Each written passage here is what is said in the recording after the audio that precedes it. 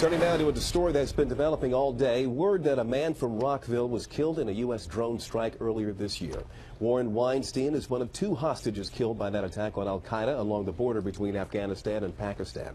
Senior political reporter Scott Philbin is live at our Capitol Hill bureau with the very latest. Scott. Well, Leon, this is just now being declassified and disclosed, but understand this strike reportedly took place all the way back in January. It wasn't until several weeks later that U.S. officials realized their mistake. I came to Pakistan to help my government, and I did so at a time when most Americans would not come here. It was one of the last messages Warren Weinstein's family would receive, a plea for the U.S. government to rescue him. Instead, it turns out it was by U.S. hands he was killed. It is a cruel and bitter truth that in the fog of war generally, and our fight against terrorists specifically, mistakes, sometimes deadly mistakes, can occur. In this case, a strike in Pakistan, possibly by drone, targeting al-Qaeda leaders. U.S. forces were apparently unaware that 73-year-old Weinstein, an aid worker taken hostage in 2011, and Italian national Giovanni Loporto were at the same location. I know that there is nothing that I can ever say or do to ease their heartache. How could there be such a mistake?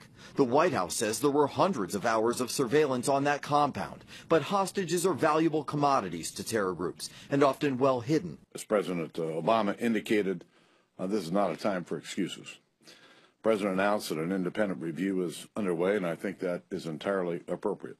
Further in the attack, and a separate one, 2 other Americans, Ahmed Farouk, who'd become an al-Qaeda leader, and Adam Gaddan, who was a chief spokesman for the group, were also killed. Regarding their deaths, at least one U.S. senator said today they got what they deserved.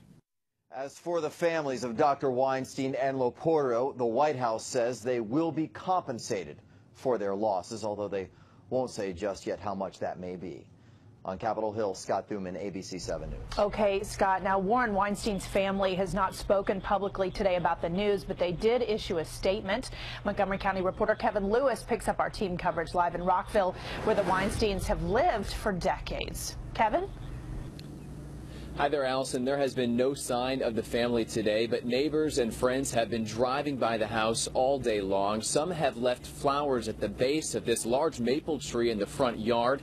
The tree, adorned with yellow ribbons, has been a symbol of hope ever since Warren Weinstein was kidnapped nearly 4 years ago. It's painful every day. Last June, Eileen Weinstein described the agony of wondering whether her husband was dead or alive. I want to express our grief and condolences. Today, President Obama confirmed Mrs. Weinstein's worst fear. A CIA drone strike on an al-Qaeda compound killed her husband. The 73-year-old was being held captive inside. She kept the street feeling hopeful. Meredith McCain saw Mrs. Weinstein at a recent birthday party. She was being very positive and holding out hope and keeping the house ready for him in his return. Today, that house sat quiet as friends placed flowers below a maple tree in the front yard. It was just an unfortunate accident. Each Sunday at church, neighbor Ed Wagner prayed for Weinstein's safe return. I always wondered how he could be in a place like Pakistan, but he wanted to help those people, and it cost him his life. Mrs. Weinstein's remarks, once again from our story last June. I just want people to know he was over there doing good work, and he doesn't deserve this.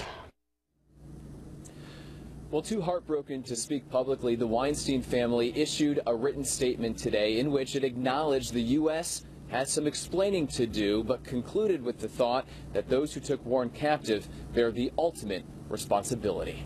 We're live in Rockville. I'm Kevin Lewis, ABC 7 News.